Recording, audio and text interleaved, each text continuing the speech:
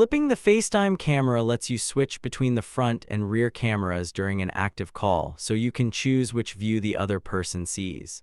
On iPhone, the switch is inside the call controls, and on iPad the same action is labeled Flip. Before starting, make sure FaceTime is turned on in Settings. Apple separates this setup step from the call itself, so you should return to the FaceTime app after enabling the feature rather than trying to start the call from Settings.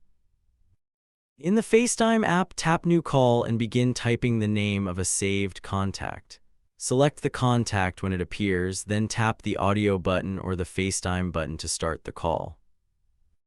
Once the video call is active, tap your own video frame. This brings up the controls that Apple uses for video adjustments, including the control for switching between the two cameras.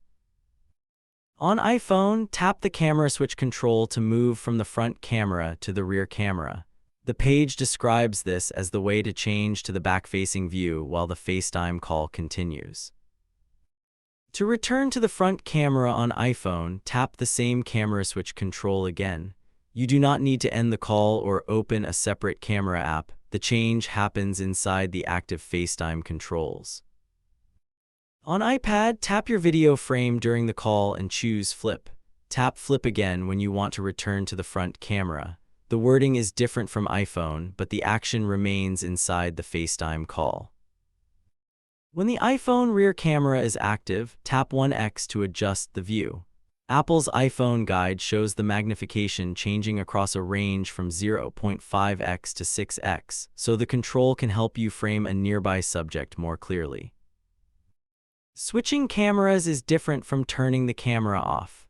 A camera switch chooses another lens while the camera control turns your video off. These are separate options in the FaceTime video controls. If you want to stop sending video temporarily, tap the screen to show the FaceTime controls and tap the camera control. Tap that control again when you want to turn the camera back on. Portrait mode is another separate video setting. On iPhone, tap your frame, tap Portrait to blur the background, and tap Portrait again to turn that effect off. On supported iPad models, Center Stage can keep you framed as you move. Apple says it is on by default, and you can tap Center Stage in the FaceTime controls to turn it off or tap it again to turn it back on. The iPad controls also include Studio Light on supported models. This setting brightens your face and softens the background, so it changes the lighting rather than changing which camera is active.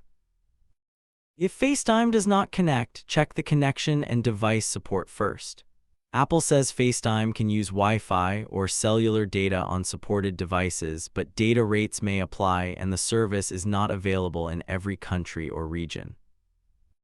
The quick sequence is: start the FaceTime call, tap your own frame, choose the camera switch on iPhone or Flip on iPad, and tap the same control again to return. Use the separate camera button only when you want to pause your video, not when you want to change views.